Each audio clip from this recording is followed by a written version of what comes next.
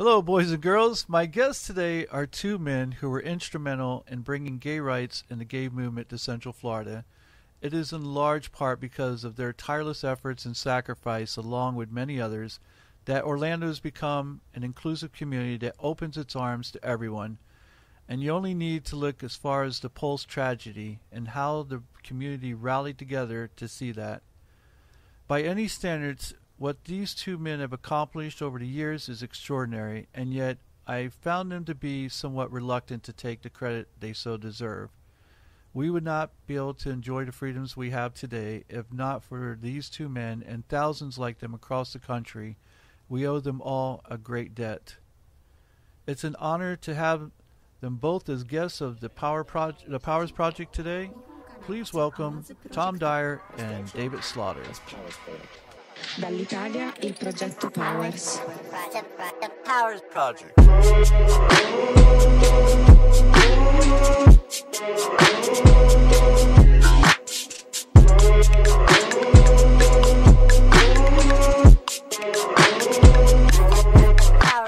Hey, Dave and Tom, it's great to have you guys here. It's an honor to have two distinguished young gentlemen like yourselves on this episode, and I appreciate you coming out today to be here. Happy to be here. Fortunately, they can't see us, so we'll go with the young thing. Yeah.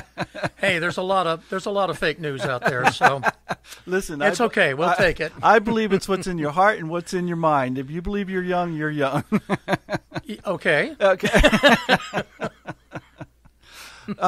I've really been looking forward to this episode because I believe that it's necessary, and I really want younger people to be aware of the things that you guys started, the advocacy of the GSC back in the 70s and things of that nature, and have been major factors as to why the gay community has grown so much, especially in Central Florida area. You guys have had a major impact on that, and I realize that there are many, many others out there as well.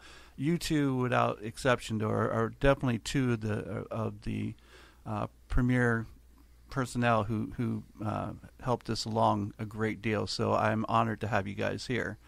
So, Dave, how about we start with you, and you give us just a little bit of your background there, and tell us how you got started in this and the things that you've been doing. Yeah, and you're so right. There's so many other people that have done so much since certainly my involvement, and Tom is one of those people, and well, I'm sure we're going to get into all the great things that he's done for the community. Certainly, even as recently, with being one of the commentators in the Orlando Sentinel on a regular basis, it's great to have that for our community. But way back in 1977, there was a lady by the name of Anita Bryant, who former Miss America and spokesperson for orange juice, and Dade County passed a gay rights ordinance, and she fought against it, tried to get it repealed, and it was a big national thing, and it was probably one of the first times when that issue came up. I think most gay people were pretty closeted in the Central Florida area. I was still in law school, and but one of the things that came up was the ban on gay adoption. And I remember being on the floor in the Senate because I had an internship with Senate bill drafting, and just two senators voted against it, state senators, Bob Graham and Jack Gordon. And I just got, at the time, I thought, God, this is not good. And I got back to Orlando after having graduated from Florida State University, and we both lost last night. Sorry, Tim. Did I say Tim? Good God. Okay. Well, then forget the young part. That's just old age. I mean, there's no question about that. But anyway, I got back to Orlando, and I had been somewhat involved in the gay and lesbian student organization in Tallahassee, and U of F had one too, and both of them kind of helped students, but they had a counseling line, and they had some services. So I had just a little tiny bit of knowledge there. And after a year working at Orange County Legal Aid, I got a position at UCF as a professor, and I met some people there. Tom Costa, head of Veteran Affairs, and Pete Fisher, who was the Dean of Students, and later Rusty Okanuski and some other people. And we all got together and said, we need to have some type of an organization that can be a referral service. You know, do you need a doctor or a dentist, or do you need somebody to talk to? And refer them to, there were several psychologists that helped train our counselors. So we needed an organization to do it, and hopefully a way to raise some money and perhaps give people a tax break. So just out of law school, not really knowing much what I was doing, I drafted an Articles of Incorporation, and that, I think, was in November of 1978. And at that time, you know, you really could lose your job. And I'd just gotten the job and didn't want to lose it the next semester. So we had a couple of guys, Bud and Ray, who owned a nursery up in Sanford, agreed, well, we'll be president and vice president if you want to. And my sister-in-law, Ann Colby, well, I'm dating your brother. I've not got nothing to worry about. So eventually became my sister-in-law a couple of years later. But so she signed on. You had to have 3 officers, and you could change them like immediately when you get the articles. You just have the Board of Trustees vote. And so I was the president the first 2 years in 1979 and 1980.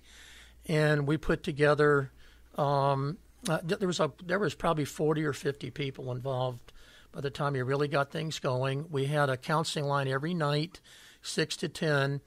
And back then, no cell phones, no texting.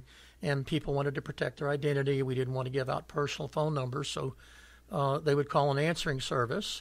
And the person who was on duty that night, you usually take one night for the month.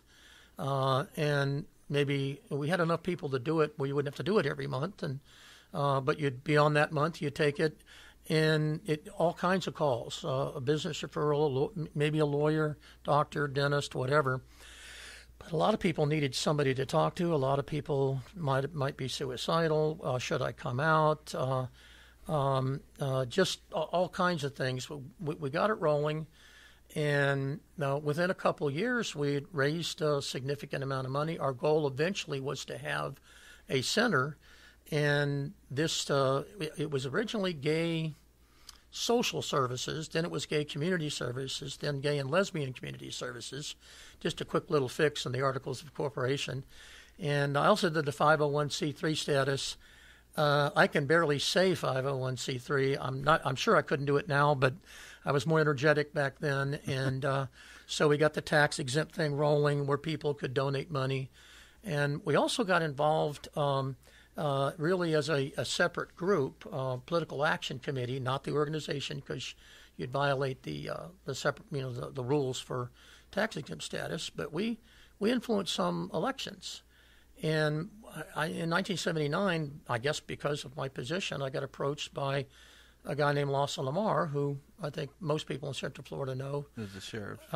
He was the assistant state attorney then, and he was running for sheriff in 1980, and wanted our support, but he said, I can't do it publicly. I can be fair, and that's what I promise. Your community will be treated fairly by the sheriff's department in employment and carrying out things and all that stuff. And he'd already done it through pretrial diversion, and was treating, if a guy and a girl got caught doing something in the back seat of a car, they'd usually go to pretrial diversion. Well, same thing for gay people. There's no difference there, and there shouldn't be. Shouldn't ruin someone's life over something like that. So he had that type of attitude, and we had a voting list of about 3,300 at one time, and he won by 1,000 votes. There were 6 candidates, and I put on a sheriff's debate out at UCF, and through legitimate means, tried to get the word out and to our community and say this person is going to be fair with us, but nobody could come out and endorse us, not then. Right. And we also helped a county judge, Judge Kamansky, win, and then our congressman didn't win. It was pretty hard for a Democrat to win back then. It was pretty solidly Republican. So we got that. We got the ball rolling, and after that we thought, well, we really need to rotate presidents. 2 years is long enough. Maybe 1 year's enough. And Ronnie Sauls, and then several other people. Rusty Okanuski was president 1 year, lots of really good people. Dave Strickler, I wanted to at least throw his name in, and a guy named Tom Dyer joined in. I think was you in 1980. I think. Oh. Yeah. You were president when I joined. Okay, so it had to be either 79 or 80. But Tom was, a law student at U of F at the time, and was back in Orlando. And I think you were one of you did some of the counseling too on the phone. I was, I was one of the phone volunteers, which was really interesting because that's the way it was back then. Yeah. Is there were so many people who had nobody to talk to, nobody to communicate with, least of all their families, and very often not their friends. And so you'd get these calls from people who just were desperate to talk to somebody, and sometimes they were in dire straits. Often maybe they've been kicked out of their home. That was an issue that we dealt with. But, I sat there in my house probably 1 or 2 nights a week for, I don't know how many months, and just waited for the phone to ring and took those calls. Yep. It was really interesting. I would even go back. I told this story just a couple of days ago. GCS started in the late 70s.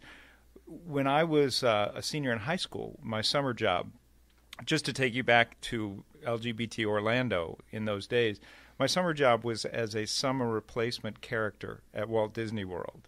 So, like, if Brer Bear went on vacation for a week, I was Brer Bear for that week. If Winnie the Pooh went on vacation, I was Winnie the Pooh. And as a high school student who knew that he was attracted to men, but was very frightened by that and had no idea what to do with that, it was unbelievable to go out. And I would say this would have been like 1973. In 1973, there were probably 4 places in the United States that you could be openly gay: Provincetown, Key West, the Castro District of San Francisco, and the Character Department at Walt Disney World. Because there were many openly gay people in that department, and I was just like, oh my gosh. And some were flamboyant, but I remember the 2 guys who played Chip and Dale. They were lovers. And they were very attractive. I always thought that. Did you? Yeah. It made sense. It just really opened my eyes. They were such great guys, and they were very open about their affection with each other. And I thought, wow, is that really what the experience of a gay person can be like? So I don't know. That was just kind of an interesting thing way back in the early 70s.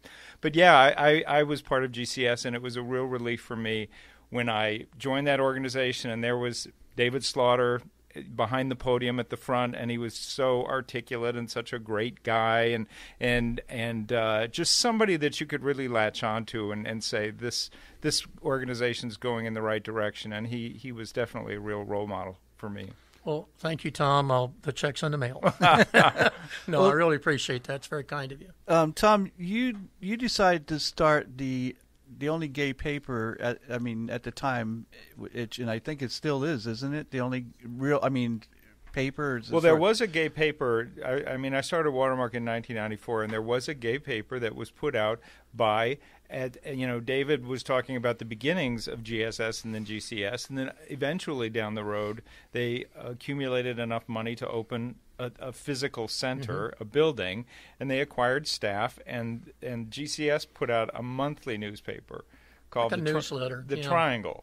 And, it was good for what it was, but these were volunteers putting it out, and it only came out once a month. So by the time it came out, most of the things in it were kind of dated. So, but other than the Triangle, Watermark was the only paper. In 1994, you started the Watermark. What possessed you? Because that's to me, I think, to put together a paper and the staff that it would take to be able to put out the quality paper that you have. What possessed you to jump in there and go, I'm going to do this? Well, I'll tell you one thing. I'm glad I didn't have a crystal ball. I'm glad I couldn't see the future because, boy, it was hard work for a long time. We were underfunded and understaffed, and the initial staff, April Gustetter and Keith Pearson, we just worked so hard and for little or no pay, to get going. But I think the timing was right, Kurt. What really got me going is in the early 90s there was a lot of energy in the LGBT community locally. A softball league was getting ready to form. A bowling league was getting ready to form. The Gay Chorus had just had their first concert. Tennis. There was a tennis organization, and people wanted to be more involved politically, and there was just a lot of energy, but there were very few ways for us to communicate with each other. If you wanted to form a softball league, how did you get the word out? So I really sensed that there was a need, and then something happened that really got my attention. Orange County Mayor Linda Chapin came and spoke to the Metropolitan Business Association. By then we had a gay chamber of commerce in town. And she was very well-meaning, but she said some very naive and condescending things. Things like, "Oh, I love gay people. The gay people in my neighborhood keep the nicest yards." and I just thought, here's this well-meaning politician, but we have got a long way to go. And what a shame that only the 30 people in this room listening to it can hear this and can see this. I mean, there's no newspaper to tell people about what she said and what, where we need to go from here. So that got me going. And then I went to Atlanta and I looked at, I just happened to be having lunch one day, and their gay paper was delivered while I was having lunch, and everybody in the restaurant picked it up. And I was really impressed by that too, and called them, and they sort of walked me through how they got started, and it just kind of went on from there. The timing was right. Well, from a personal point, I'd like to say your paper, when I was still in the closet, because I didn't come out of the closet until 2000, and up until that point, as most people who are in the closet, everything that we did had to be hidden from the people that we cared about or knew or whatever, because we were afraid of the things that could happen, like lose your job, lose your friends, lose your family. And so I lived over in the Daytona area, and I would travel all the way over to Orlando. And I remember back in the day when the Parliament House actually they didn't have it closed off. You could drive around Parliament House, and I never stopped. I just wanted to drive through just so I could see gay people. And one of the things I did is I saw the watermark, and I was like, and so I would get it and I would read it, and I'd realize I'm not the only gay person in the world, because at one point I truly I think I'm the only person who's gay in the world. And again, when I was younger, I would hear about rumors of Elton John or Freddie Mercury or someone like that. But I wasn't Elton John, I wasn't Freddie Mercury, and so I couldn't necessarily relate. I mean, I was glad because those were talented singers. I was like, well, that's, if gay people are that talented, then I go, maybe I'm not gay because I'm not that talented. But your paper made it real to me, and your paper has helped me out in more ways than you could imagine. One, back in the day, you let me put a classified ad in there when I first moved to Orlando and started my personal training business. I got so much business from that little personal ad, I can't even tell you how much money I made. Me too. I put, I guess, the first lawyer ad in there. Oh, I'm sure. And then by the time you got this thing rolling, everybody wanted to be in the watermark. And maybe not everybody, but boy, a whole lot of straight lawyers thought, hey, money's money. Right, yeah, exactly. But that's what we hope for. Maybe not so good personally for me because I had a corner on the market for a while, but that's great for the community that people are, hey, I want to advertise in that newspaper as well. So that's another major accomplishment. I remember seeing a guy who I know is straight, and he's a personal trainer, and you know him well because you trained with his father. And he took out a half-page ad, and here's a guy who's a straight guy, and he has no issues with putting his face and stuff up in a gay newspaper, which 20 years ago that would have been unheard of. And I just think that the watermark has been a big part of helping people to evolve to that point to where we are as accepted as we are today. I even had a client who came to me because that's the only place I advertised. That and gay.com. And I didn't even advertise on gay.com. I just put on there that I was a personal trainer, and I would get guys hitting me up going, "Oh, I need a personal trainer," and you find out no, they don't. Anyway, but I had a client or someone come in to me one day, and he goes, "I'd like to hire you as a personal trainer." And I go, "Oh, okay. Well, where did you find me?" And he goes, "In the watermark." And he was telling me he was straight. And I go, "Well, do you know the watermark's a gay paper?" He goes, "I know." And I go, okay. So we even had straight people who read the Watermark, and again, I think that helped open eyes where straight people can see gay people, and more than just the way the media has portrayed us over the years, that we're a diverse group of people just like straight people are. And so it's done wonders, I think, as far as helping out, especially in the Central Florida area. Can I toss in another Watermark story? And it's one that we both know. We've got a friend who knew nobody in the community when he first started working at Lowndes, Doster, Cantor, and Reed, this huge mega firm across from Lake Eola. And the first time I ever met him, he called up and wanted to talk about community services. I thought it was probably the bar association, so we have lunch, and he's literally looking around to see if anybody. He said, "Well, if anybody over there found out, I'd be fired." And he's now a senior partner, but I think in the mid 2000s, I'm thinking this could have been 1983, 82. 25 years later, Lowndes Strostic took out a full-page ad or half-page ad congratulating this guy for 25 years at the firm and his partner Dan. Things just changed so amazingly from the early 80s until the mid-2000s. And again, a lot of it has to do with the Watermark and all these other things that kept all these other people, too, that have done stuff in the community with the center and other organizations, Hope and Help and everything. So, well, we were there to reflect the change, know, and you're right, a lot of changes did occur, and one of the places that you could see it was in our advertisers, which David is right. In the beginning, it was almost all gay-owned businesses, and then over the years, gradually it grew.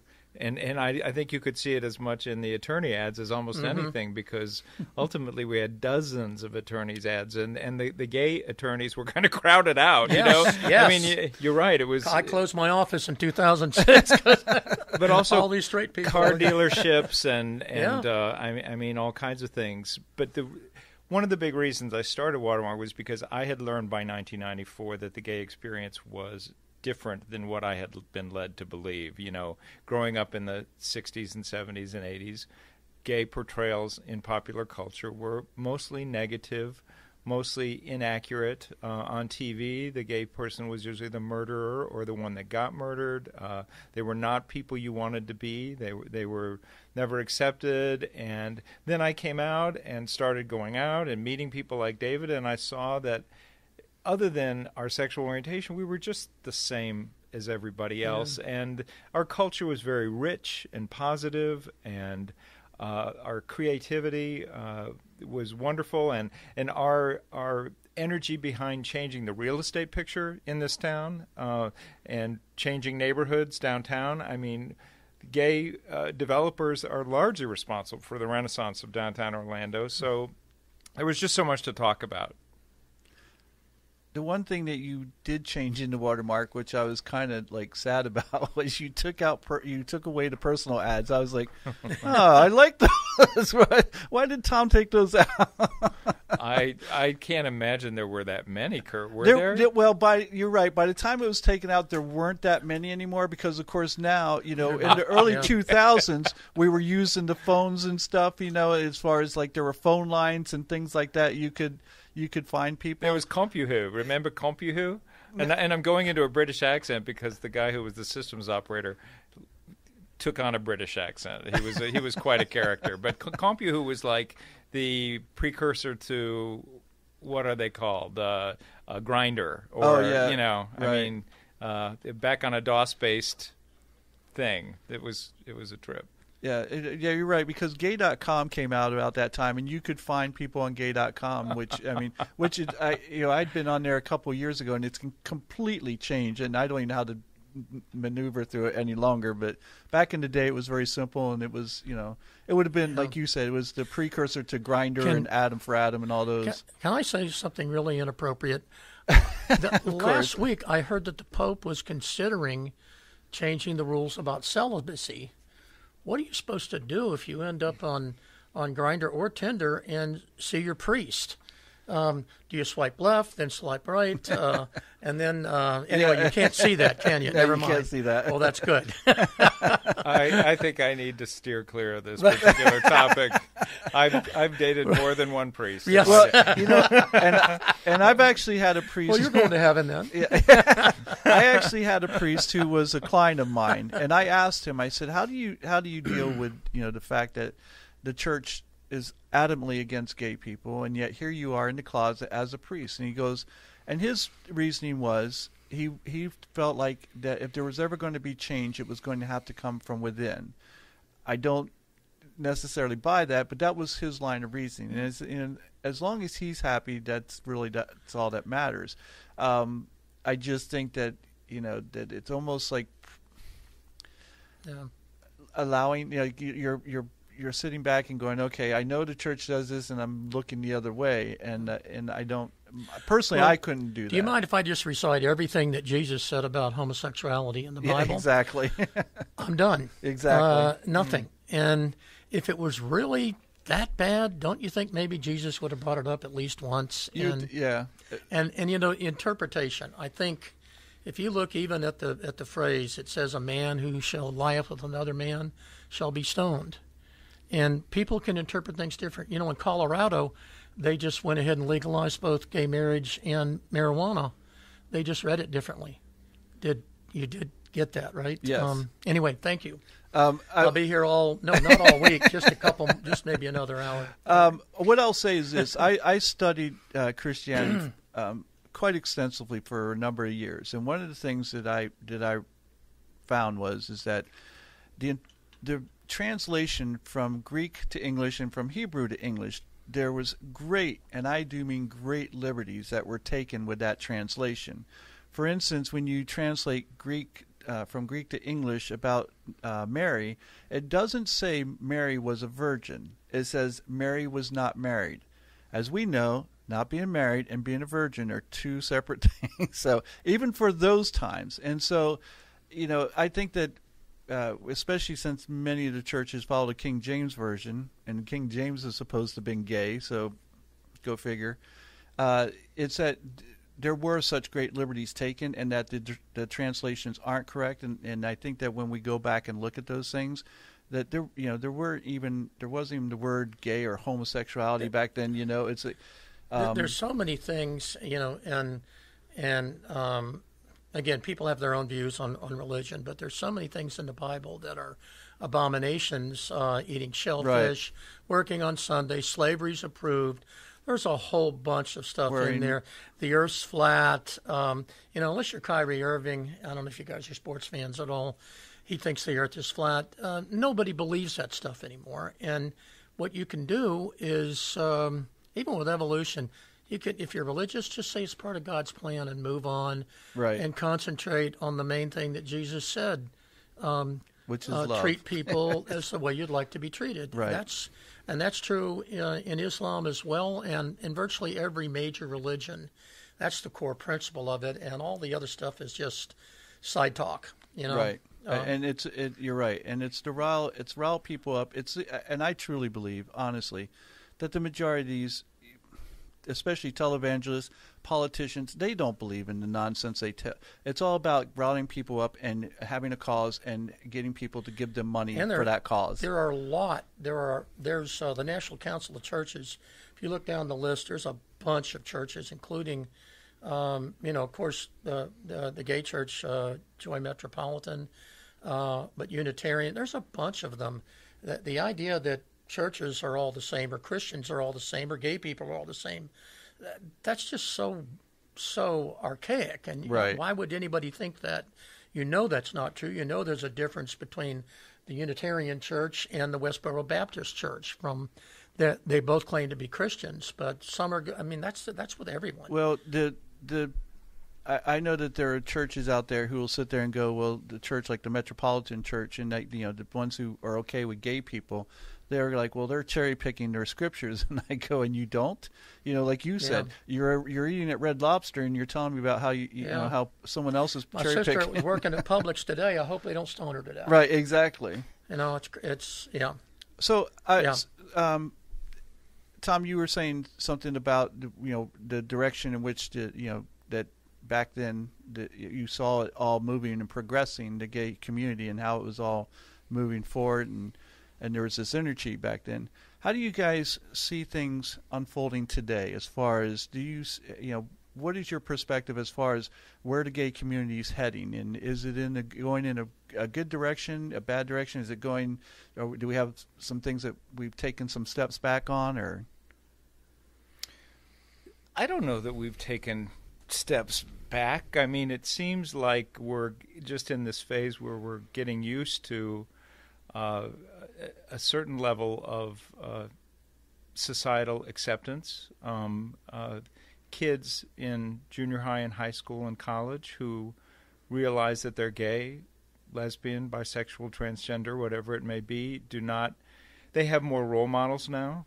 They have more organizations that they can join. They have more social outlets. They have more cultural outlets. So hopefully it's easier for them, and they can come to that realization and self-acceptance easier. And that's in my opinion, the most important thing, that young people not have to go through this tortured decade or two that those of us who came up, in the 60s and 70s had to. So, I mean, I see so many positive things. I just think we have to be not complacent, be very aware that there are a lot of people still out there who,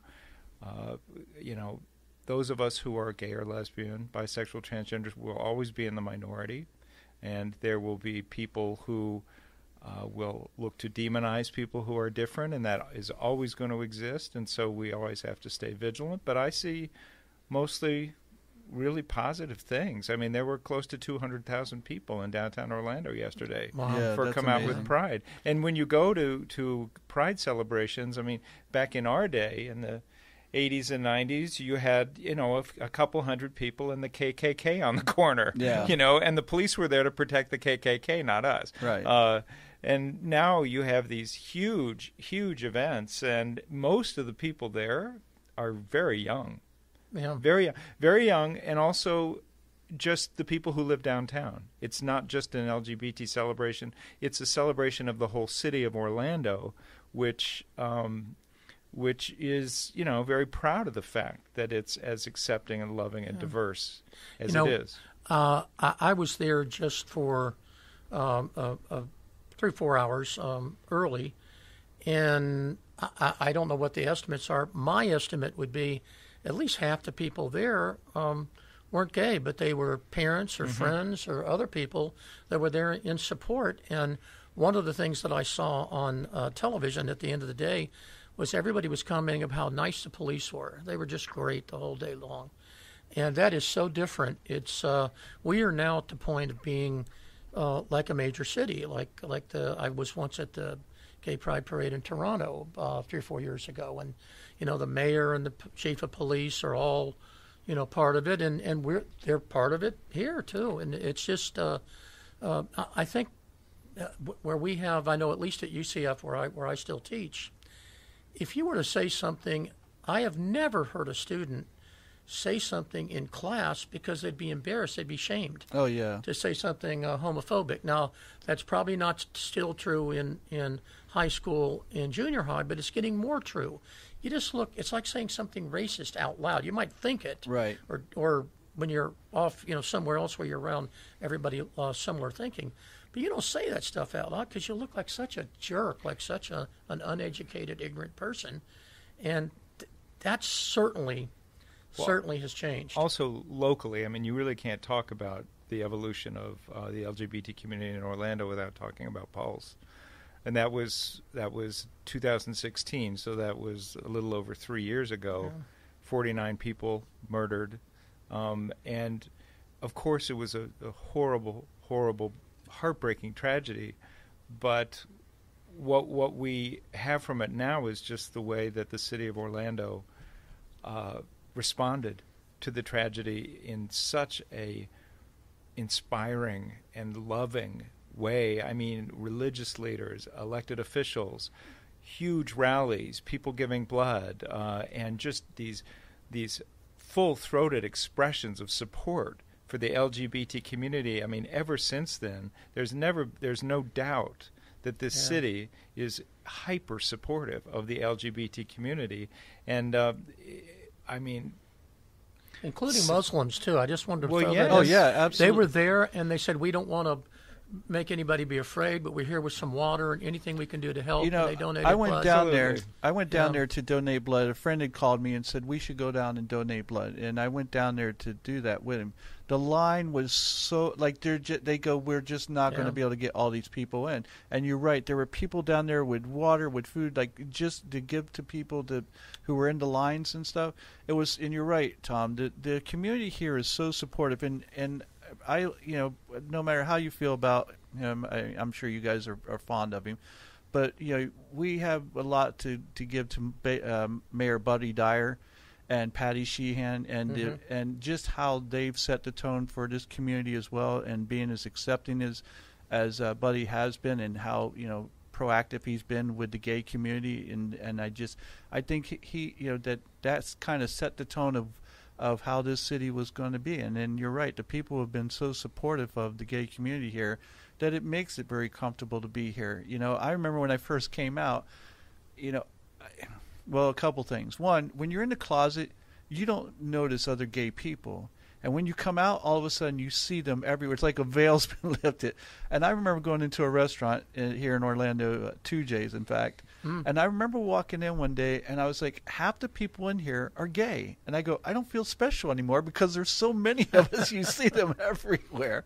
And it's because of the tone that this city has set, that people feel, you know, comfortable being who they are and knowing that they can be who they are without any retribution.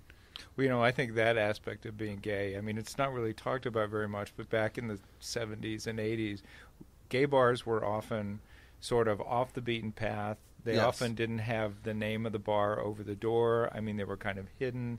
And it was scary, but also it was a little exotic and romantic. You felt like you were doing something... what's the word I want? Courageous. Well, maybe, or something, courageous, but also daring. also sort of dirty and sexy, and you know, underground. And you felt like you were, you know, there was something exotic about being a gay man, you know, or a lesbian in those days, because we were really so outside. And you know, I wouldn't trade where we are for that in a million years. But there's part of me that misses a little bit the sort of special connection that we all had when we were all sort of so underground. It's I would imagine, and I wasn't there, of course, but I would imagine back when Gay Days first started, when, you know, you had some gay people who decided we're going to meet at Disney and we're going to wear red shirts, and that they go, you know, there was this understanding. Nobody else knew what was going on except them. And then again, because of Orlando, because of the way it's been so supportive, to watch Gay Days end up becoming this huge event, you know, to where we get 150, 200,000 people in for the week, you know, from all around the world who come here, you know, just for that particular event. It's mind-boggling. Well, that's a classic example. The first 1,000 or so people that attended with red shirts on that first year felt like they were doing something very courageous, you know, and I'm sure the energy was just incredible among them. And then 10 years later, you have 50,000 people, which was also incredible and fun. I'll never forget when Watermark started Beach Ball, and Disney agreed to rent us Typhoon Lagoon. It was the first time they'd ever rented a whole park at their complex for a private party. Wow. And you know, thousands of people showed up, and it was like, wow, this is also so different, you know. And you're right. I think the energy level back then was probably amazing. And nowadays, it's so commonplace because it's been going on for so many years now that you have gay people who go, you know, they might go to Disney on Saturday, they might go to Epcot or whatever, and a lot of them won't even wear red shirts anymore because it's been going on so much, and you don't have that same sense of excitement that you had back in the day when it was the first 1,000 people that were there, because it's just become very commonplace for everyone. So, but like you said, you wouldn't really trade it for now. I would not. You wouldn't. I would not. You know, we can talk about it and acknowledge it, but no, I wouldn't trade it. You know, for a million. it just real quickly, the analogy that popped into my head. I was talking to one of the students that was volunteering for legal aid yesterday. We were talking about having gone to Eastern Europe when it was still communist. I'm glad I got a chance to see it, though, just to see what it was like. But I would not want it to be like that now. Right. I mean, it was just, a line around, what's this? It's the shoe store. The shoes have come in. There's just one type of shoe, different sizes, but just one type of shoe in the Czech Republic on the way to Austria. I'm glad I got to see it, though. But it kind of taught me communism maybe not the best form of government. Socialism and communism are not the same, by the way. No, they're not. No matter what. But anyway, it is nice to have had that experience, and then you know where you came from and where you are now. And and I think with us having gone through much of this, because we are older, we have an appreciation for where we are today more so than the younger generation that was kind of born into this. And again, they were born into this in great part because of the work that people like you two did and made it happen. Well, the other thing though that we have to talk about is if we're going to talk about LGBT history and especially the 80s and 90s and what changed the community is AIDS. I mean, that changed so much. I mean, it unfortunately it brought so much out into the open, but it also bonded gay men and lesbians in a really heartwarming way. Lesbians were there to take care of us. So many of us lost friends, and many of us, as a result of the government's lack of response, got really angry for the first time. So I think it accelerated activism as well. But it was. I mean, AIDS was defined what it was to be gay for almost a decade, not in a good way. Right. Yeah. And I remember we had talked briefly a few weeks ago about the fact that how did the GLBT Center become the LGBT Center, and you had said that it was because it was out of respect for the lesbians, who were the only ones who would actually take care of those who had AIDS, because everyone else was afraid, and they were in there, in the trenches and just, put themselves at risk, or at the time wasn't known if there was a risk or not, and yet jumped in there to help. Well, I'm proud of the fact that the it used to be gay. Everything was gay, and then it was gay and lesbian, and then it was GLBT, and then LGBT. And what I'm proud of about that is, I mean, it awkward transition each time, but each time it's reflected a sensitivity to the subgroup that has felt the most marginalized or the least respected. So lesbians did not feel that they were that the word gay really defined their experience, that was defined as gay men. So we changed it to be gay and lesbian, and then lesbian and gay, and they felt if they felt marginalized, we were happy to put the L in front of the G, and then to add bisexual people, and then to add transgender people, and then to add people who didn't feel like they fell into any of those categories. The respect that we show for those experiences, I think, is really something we should be proud of. That's a great point. Yep. I will say this. I lost my train of thought. No, I think, well, from what we were talking about earlier before we got started, I think you were going to ask, is there some point at which we could run out of letters in the alphabet? Well, I wasn't going to get to that yet, but yes, we were going to talk about that. Yeah. He made a very powerful point, though. And the thought will come back to me. We'll get back to that at some point. So let's move on to the next thing till I can get my thought back. What do you say about people who, especially gay men, who don't feel like the LGBT, community or the centers represent them anymore? That it's become about like you said, the most marginalized groups. It's become more about them, and it's not about, because I'll tell you this, and I'd heard this, through several men.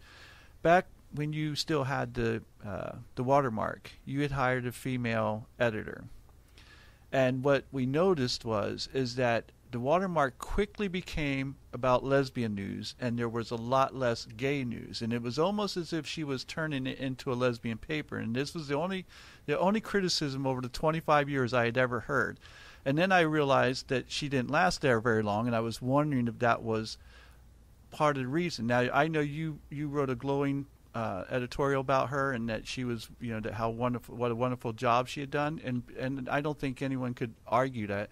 I think though that gay men were feeling again left out. They're like this started with us, and we had the GLB Center, the GLBT Center, and we had this gay paper, and everything's starting to exclude us or make us less important to where we don't have our own thing anymore. So does there come a point where adding all those letters or onto our title, does that hurt us in any way, Tom, do you think? No. Okay. And to be honest with you, I mean, I don't know that I've ever heard anyone express that the time that Ronnie was editor that the publication became a lesbian publication. If I'm going to be perfectly honest with you, Kurt, I think we're used to the privilege of right. having the bulk of things discussed through our prism. As white men, even though we're gay white men, as white men, we're kind of used to having most everything cater to us, and I think probably Watermark in its earliest days may have done that. If it did, I'm not proud of that or happy about it, but we were always striving to make sure that the publication covered everyone's experience, and I was very sensitive to the fact that maybe we weren't covering the women's community enough, or the African American community, or the Latino community, or all those things. I think, quite honestly, white gay men, get plenty of coverage. I don't think I would have a hard time supporting the belief that we've been marginalized in any way. If I could it's a very similar thing. We have, at UCF, we have Phi Alpha Delta, which is a law fraternity. And I don't know if you were a member in law school. I wasn't then, but no. I am now because I was the faculty advisor at one time.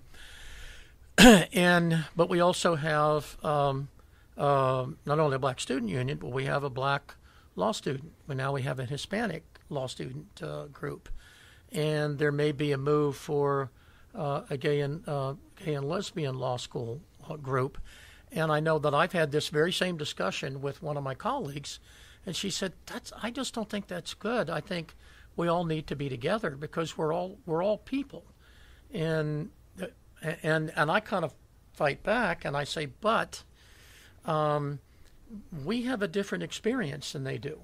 And if they want to have, I'd like to see them be members of both groups, be a member of the large group. But if you have in the Bar Association, we have the same thing.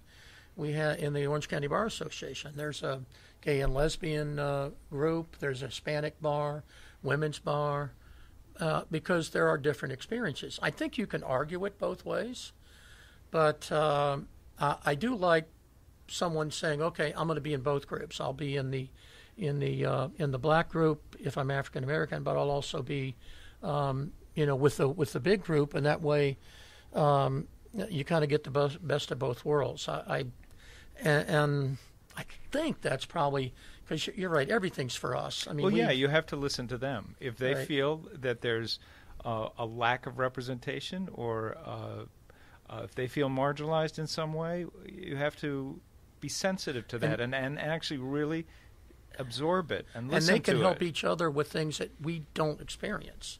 We haven't had that experience. Right. That a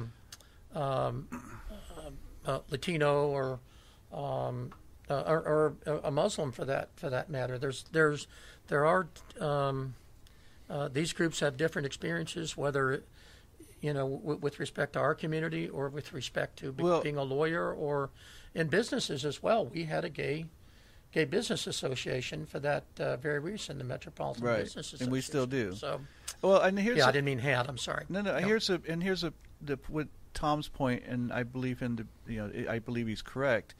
we have been, catered to. And I think whenever someone's been catered to so much, we get used to it. And all of a sudden, when some of that's taken away, we're like, hey, it's like kids with toys. If you got a couple kids and they got all the toys, and all of a sudden you're like, hey, you got to share this.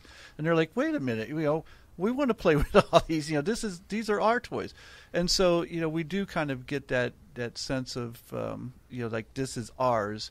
And because we do come from a privileged position. And I don't think, honestly, in all the years that I've read the Walter Mark, I don't think that you've ever catered to, just the white gay male. I think that you put out, all the different perspectives, from whether it was, lesbian, whether it was, Latinos or black gay people or whoever. I think that you covered it very well. Well, the person who I would be interested in hearing that from is an African American person or a woman, right? Yeah. Because I am a white man and a white gay man, and much of it was filtered through my experience. I would suspect that we weren't probably all that good at it. We throughout, but that's just we deal with this class all the time, particularly if there's certainly, everybody knows there's white privilege and there's white affirmative action. There's been that forever. Legacy, of course, yes. admissions to schools all over the country. So that's just kind of a silly argument. But one of the students that I had lunch with him on Friday. He was president of the Black Student Union, and I've had a lot of nice talks with him about certain issues and learned a lot. But it's what you're saying. You really need that perspective, because we just assume that we know. Maybe it's better to talk to black people to find out what black people think, as opposed to thinking that we know what they think. And you remember when the governor in Virginia, all the white liberals, everybody thought he should quit as the governor. He should resign. He 35 years ago, and even if it wasn't him, he wore blackface. He as Michael Jackson when he was 25. You know what black people in Virginia thought? They took a poll. It was 59 to 37 in favor. We want him to stay in because, a white person did something racist 35 years ago. We're shocked. No, we're not.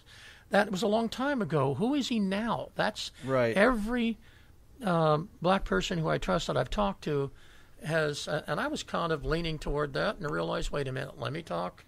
My neighbors across the street. Let me talk to people that are black and find out what they think, rather than me saying what I think that they should think, because I'll get a better perspective that way. And I think that we maybe all could do that more often. It's funny that you bring that up, because once a month I have a black gentleman who's going to be on the episode with me, and we haven't titled it yet, but it's going to be giving different perspectives from a perspective of a black man, a perspective of a white man, a perspective of a gay man, a perspective from a straight man. And I want to do that because you both are right. We need to hear from them. Like I tell Tom, I think you did a great job. Well, I'm a white guy. Of course I thought he did a great job, because I'm not black. It doesn't affect me. I'm not a woman. It doesn't affect me. And when things don't affect us, we look at things from a different viewpoint, and we go, oh yeah, he did a great job. That article he did 6 years ago on the black perspective, that was enough, because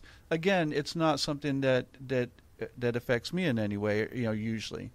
And so we do need to hear those different viewpoints. We do need to see it through different eyes, and that's the whole point of my podcast, is to get people to open their minds and see things, through a different lens, and maybe come away with a different mindset than what they did when they first started listening to this show or any show. If I could just quote, and it was one of the best new rules thing that Bill Maher did. He said, what you need to do is have dinner, get to know somebody. And you're not having dinner with a black person, you're having dinner with a person. And talk to each other and ask questions, and you get to know them, they get to know you, instead of just assuming that you know what their experience is, because you don't, and they need to know where you're coming from too, and you develop friendships. That's what we need to do more of, I think. And instead of just putting everything in and assuming that we know. And again, white liberals are the worst at that. They are. They know what to do all of a sudden for right. everyone. And they're everybody's hero. And that's the things like you mentioned about the governor of Virginia. Again, with this gentleman who I'm going to have on the show, we've talked about different things like the tearing down of the Confederate statues and things of that. And while he goes, yeah, they don't, we really shouldn't have them and they really should be torn down. He goes, we didn't really care. That wasn't like the number one thing on our priority list as far as what we needed to get done.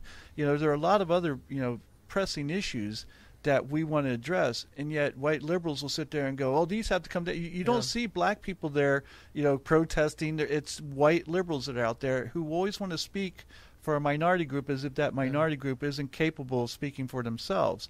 And it's like they're going to be the knight in shining armor to come to the rescue. And I think that's something good though, that when I had lunch with this individual, I won't use his name.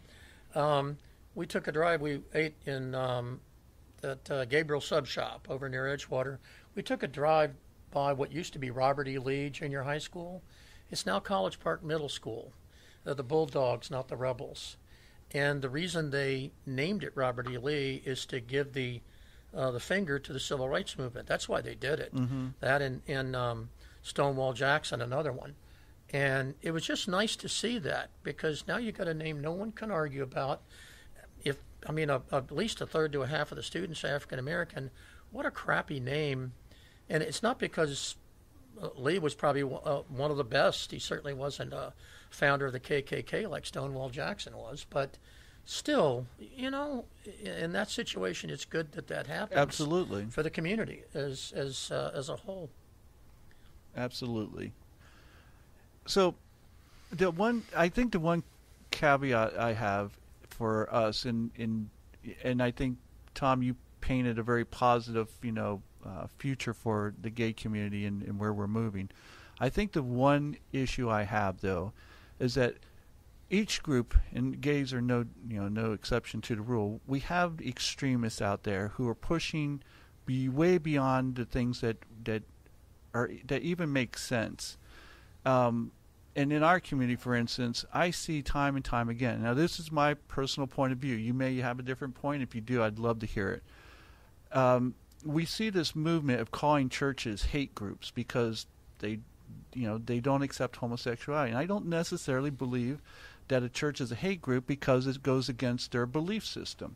They're not out, with their signs pushing hate or saying, kill all gay people or things like that. They just go, we don't want to have to marry gay people. We don't want gay people to be able to adopt within our religious organization, our religious adoption agency. We don't want to have to hire gay people. And if we believe in this separation of church and state, I believe they have to have that right to do so. I don't think we should be able to force them to make them legally accept us as clergy, or to be able to marry us, or to let us adopt from their religious organization. I do believe that anything that's state controlled, I believe that gays should definitely be able to adopt through state agencies. I believe that no business should be allowed to discriminate against you, if, depending on your sexual orientation, and that there's no government agency that should be able to deny us to be able to marry. Because there's two separate things. And I think that when we start pushing to say churches need to start bending to our will, we're no different than the churches were when they were attempting to get us to bend to their will. At least that's my thought on it. What about you? You look like you're ready to say something. Well, Kurt, that is kind of the way it is. A church is allowed to, if they don't want to hire a gay or lesbian person as part of their clergy, they don't have to. If they don't want to conduct same-sex marriage ceremonies, they don't have to. Oh, yeah, you're right. That's the way it is. That's the way it is. But we have people attempting to do away with that, to make the churches to bend to the will. And I remember back before we had gay marriage, and I remember there were preachers out there saying, you give them this and they're going to want more, and they weren't that nice about how they said it, but that's exactly what they were saying. They're going to keep pushing and pushing until we don't have any rights. And there is this extreme group of gays out there who are doing exactly that. You know, you see it all the time. Like there was. So you're talking about the you feel like if a baker doesn't want to bake a cake for gay people? No, not at all. Because again, he's a business. He's not part of a church. I'm not talking about people who've had their, you know, as far as I'm concerned, in order for you to have the business in this country, you have to be licensed by a government agency. So if you're licensed by that government agency, you shouldn't have the right to discriminate against anybody. I don't care who it is. You need to be able to serve them. And, you know, point blank, as long as they're not causing harm to your business or to your customers or whatever, you should have to serve them. I'm talking about the churches themselves. I'm talking about churches who find out that two lesbians got married and then they post it on their Facebook, they find out and then fire the lesbian who was a teacher because it's against their religion. And then you have this group going, that's homophobic, that's, you know, that should be against the law. Things should, you know, the law should be changed so they can't be fired. And it's like, no, it really shouldn't be changed. Well, I mean, what I would say is if they're taking any government money for that school, then yeah, absolutely. And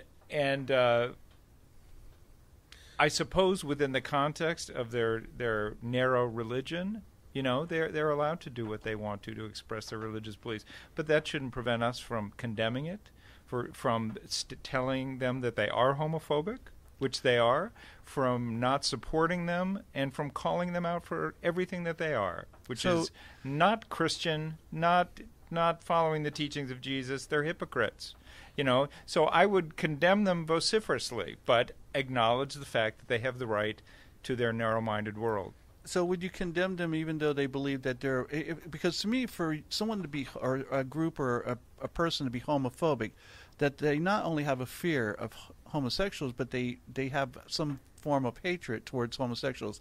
And I don't believe all these churches do, because I know that for a fact there are people who attend different churches, even in this city here, that, you know, that are very anti-gay, and yet those people know that the people in their congregation are gay, and they don't say, you know, they don't kick them out or say, yeah, you know, as long as they keep it quiet and right, you know, live within the norms that are acceptable to them. Kurt, that's asking those people to go back to the 1950s. Okay, but the thing is that nobody makes these people go into their church. They do so on their very own. So there's something they're getting from it. I agree with you. I personally, I would never attend a church like that. I don't believe.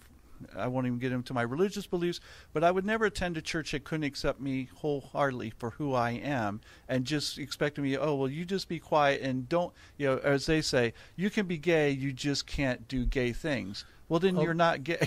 Like can I chime in here? I don't think I'd call necessarily the church a hate group, but the Westboro Baptist Church I would certainly call obviously. a hate group. I mean, there are some that are they're just outrageous, but I like what Tom said at the beginning, that if you're going to do something for which you get federal money, I agree, or for where you get a tax exempt status, then that's different because you are benefiting. Your school is financed with our tax money. If you got a charter school, in a situation like that, you're getting a benefit that either through vouchers or through tax exempt status, and that the rest of us aren't getting. And if you do, you got to follow the basic rules. Now, if you don't, and that's what you want to do, that's your business. You can believe. I mean, I think we're both probably on the same page here with free speech. Right. You can be a white supremacist if you want to, but don't expect not to be offended by what we're going to say about you. We're going to call you what you are. You're a white supremacist. You're a racist, but you have a right to be it. We're not going to take that away from you, but that's who you are. And don't get offended when we speak out and call you what you are. And I think that's kind of what you're saying. If you're going to do this, then fine, but we're gonna call you out for it. Well, I think when we start name calling and we start dropping names like homophobic or homophobe or whatever, I think it's too easy. And what we do is we classify someone that we may go this entire church and the whole congregation go, look, we don't have any problem with gay people. We just, the Bible says that it's a sin or abomination, and so that's the only reason why we don't condone it is because of what the Bible says. But they don't have any hatred in their heart for gay people. Do we have the right to sit there and call these people homophobic just simply because they're going by a belief? Now, no matter what you guys and what I think about that belief and what we think about the Bible, do we have a right to call them that when that's not what's in their heart? Because I do believe intent is everything. And one last thing, because I want to make sure I clear this up, I agree with you. If they receive any kind of state funding or any money from the government, they should have to then all bets are off. And they all do. Right. And I'm against that. Now I'm not a lawyer, so I don't know why they all get tax exempt status. Why they get any state funding is beyond me, because they should, as far as I'm concerned, not any of these religious schools should get any kind of funding from the government, because we should have a separation of state and church. And well, they don't pay taxes is probably the right way to say it, and some of them do get supplements, but all of them get tax exempt status. So when November 1st comes around, they're not getting the bill. The rest of us are. Tom looks like him. Yeah, No, I think we can just, we've expressed our beliefs and, can agree to disagree on this one. I mean, you seem to object to the word homophobia being used to describe people who want to treat LGBT people in a way that is less than fully equal. And I think you're really just within their institution, not necessarily because I know people who are religious, and again, I know people who are religious who go, look, we don't believe that gay people, should be part of the church, but they don't. But when it comes to holding down jobs or being able to have a place to live or things like that, they're like, because that's and you not don't part see a of the problem church. with that, Kurt. You don't No. I want you to understand that I see a problem with their belief system, but that's on me. That's not. So it's a benign homophobia then. We Well, think that you're less than. There are racists and there are racists listen, too. In fact, you and I know someone very, very well, and it's funny because I know that used to work where that you used to go and I used to work, and she said to me one time, even though she was with a guy who she was not married to and living in sin, as it would be, she didn't believe we should get married, and so yes, because of her belief, I took a step back and go, I know she's not coming from. So maybe you don't call it homophobia, you call it prejudice. I mean, it sounds right, like, and that, sounds like we're hung up on words. It might be semantics, but to me, words are so important sometimes, because I notice that when people start disagreeing, they'll go out and start calling, like Martina Navratilova a transphobe. She called her a transphobe. I'm like, really, her? Or if someone sits there and like they'll throw out names like transphobe, pedophile, homophobe. I mean, they'll just throw these names out without any reluctance, and it just and Kurt, there are situations where people have knee-jerk reactions rather than sitting down and absorbing the full opinion and the full viewpoint of the people and the context in which they say it. And I agree, our culture feeds that and fosters that right now, and we do need to work to try to more fully understand. Before we decide, whether we agree or not. I think you and I are in agreement. I really do. I know it doesn't sound like it.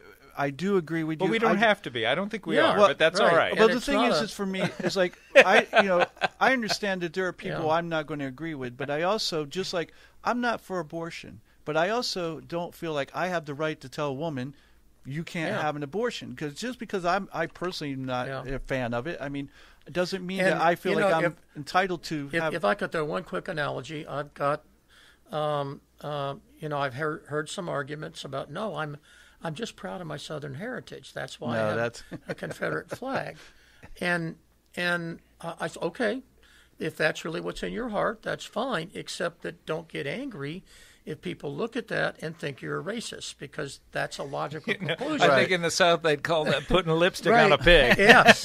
Yeah, it's pretty hard. So don't get mad. Don't get offended if someone calls you what you appear to be advertising that you are. Yeah.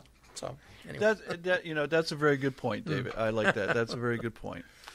All right, so how about we get to this part of the segment where what I'd like to do is bring up a few different topics and just get your opinions on those, and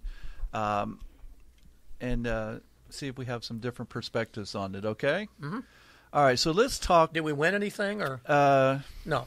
Okay. No, but I do remind me. I do want to get you guys.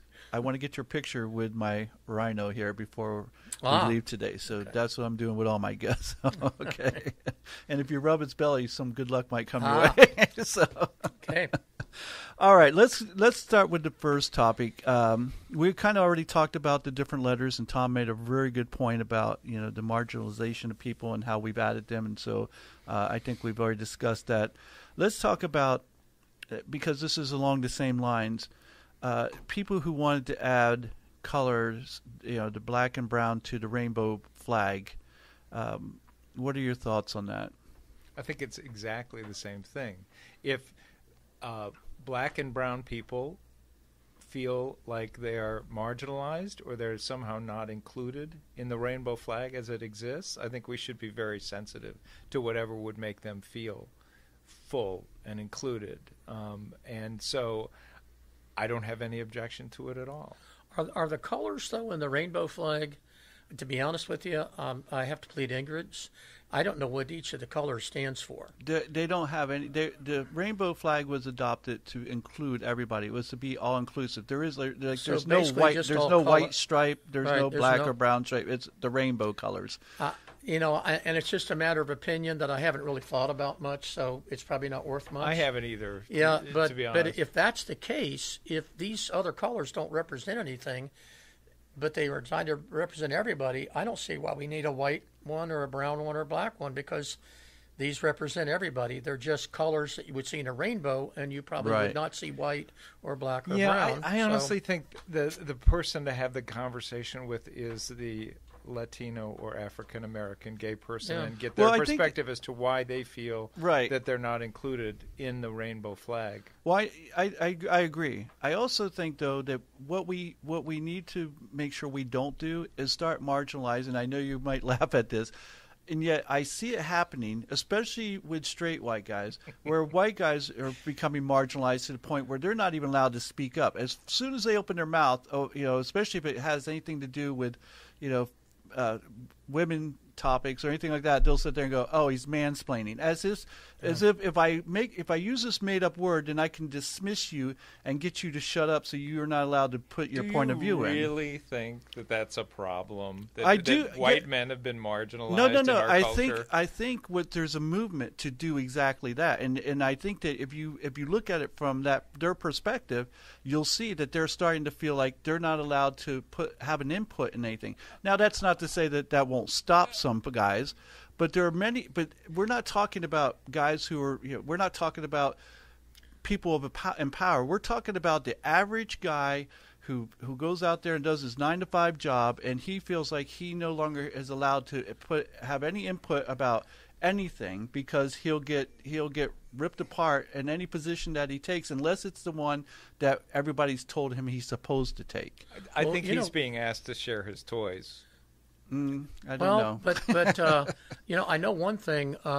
Comedians will not come to universities anymore. Some of the great comedians like Chris Rock and Jerry Seinfeld and Joe Dave Rogan, Chappelle and the others, they're tired of it. They're tired of the political correctness. They're tired. You have to make and if you're talking about the only safe subject that you can make fun of is a white guy, that's part of it. Right. But it's more than just that. There are some funny jokes that Chris Rock tells that might use the N-word, or that might make fun. We all should be a little less sensitive if you look at the intent. Where does the intent come from? And can you make this joke? And I know I often will talk to. Bill Maher did this. He accidentally dropped the N-word, but he did it in a context. There was a senator on talking about maybe challenging Trump, some of the things that Trump was doing, Republican, and he said, "Well, why don't you come out to Nebraska and talk to me about this, and you can help me out in the fields?" He says, "No, I'm a House," and he used the word. And he got a lot of slack from that, a lot of slack. And the next week he had Michael Dice Tyson, Killer Mike, and somebody else on to lecture the crap out of him about, you're a white guy, you just can't use that word. And I actually agree with that. But they also said, but we forgive you because we know where your heart is. Right. And you weren't doing that. You were trying to make a joke, and you probably shouldn't. And I asked, at that time, he was president of the Black Student Union. I asked him in class, so what do you think of that? He said he shouldn't have used the word. He needs to apologize. I said, well, he did. Will you accept it? And he said, yeah, because I know he's a good guy. But there's a lot of people that won't accept it. Well, you make one mistake, and right. you are branded for life. You can never come back. And particularly with the Me Too movement, Ben Affleck said, we've got to make a distinction between patting someone on the butt and rape. And, oh, no, he didn't. And he got That's where we go can overboard. Overdo it. Right, and we do. We always... and we're talking about political correctness, yes. But I think the people who need to be part of this conversation are African Americans and women. Okay, so and their opinions are the ones that matter here. All right, so let's go. Since we're gay men, but our opinions matter too. Right, they do. They all and matter. That's the thing. It's like and we need to talk to each other. Right, and we need to talk to each other. Well, if I were to. But if you're talking about whether someone should be offended by the use of the N-word, I think an African American's opinion matters more than ours. Right, absolutely. Certainly. And I don't think a white person has the liberty to do that, although it's protected by free speech. Okay, so we have gay guys who call each other gay guys who call each other fags, and they do it in joke. Does anybody else have the right to use that word? Do black people have the right to use that word? I kind of feel the same way. If you're part of the group, I think that's kind of the unwritten rule. If you're what about comedians? If you're Sarah Silverman, you can make a Holocaust joke. Okay, so what about comedians? But not somebody who isn't Jewish. So a straight guy who's telling a gay joke, can he use the F word, or can he tell a gay joke? He probably shouldn't, unless it's a roast. See, I disagree. And then you can't. You can do whatever you want to do in a roast. But I completely disagree. I think straight guys should be able to tell gay jokes. I think white guys should be able to tell black jokes. I think black people should be able to tell white jokes. I don't think that we should again with the political correctness that the only group of people that you're allowed to make jokes about are white men. Yeah, it's because that's you can only tell somebody the only thing you can safely do and not get attacked by social justice. But like you said earlier, I think we all need to lighten up and not take ourselves so serious, because I've heard some gay jokes that I found funny, and I've told that joke to friends of mine, and you would have some of them laughing their asses off, and some are like, oh, I hate that joke, and I'm like, that's a funny joke. It was, because and the hilarity of it is that it's absurd, and that's why it was so funny, is because it was absurd. Comedians do have an artistic license, though, and I think we need to let them whether you use like it. The word or not, which I don't think is appropriate. I just don't think it's a white person's prerogative to do that in public. I think there are white people who could get away with it, but they know who they are, and those are the only ones who should use it. And again, it comes down to, and I've always said this, no matter what the action is, it's what is the intent of that person. Do you remember, now, you might not remember this. Do you remember Billy Crystal? Yeah, of course. Doing an impersonation? Well, you're not. Yeah, I'm equating you. You're a little younger, but not that much younger. I don't know. Maybe. But he did an impersonation of Muhammad Ali in front of Muhammad Ali, and he put blackface on. And he did Sammy Davis Jr. Yes. Yeah, he did. And he did an incredible job with it. And he ought to be able to do that in that context. He is an artist. What about Robert Downey Jr. in that movie that he did where he played a black guy? And it was extremely funny, and nobody was upset about it. I was like, how did he get away with doing that? Because now everybody knows how you should have behaved 30 years ago. And we're imposing our current values on them, as opposed to saying, now, if you did that now, I think it's fair to say, hey, we've kind of progressed. Well, no, this movie's not that old. It's only been a few years ago that he did this, but it was a very funny movie, and in the context in which he did it, everybody was accepting. And I think that's again what the intent was realized. Just like Eddie Murphy and Arsenio Hall, when they played these old white guys, nobody I think if you have that kind of talent, you should be able to express it. How are white students today supposed to know anything about blackface when they don't know anything about black history at all because it's not on the FCAT?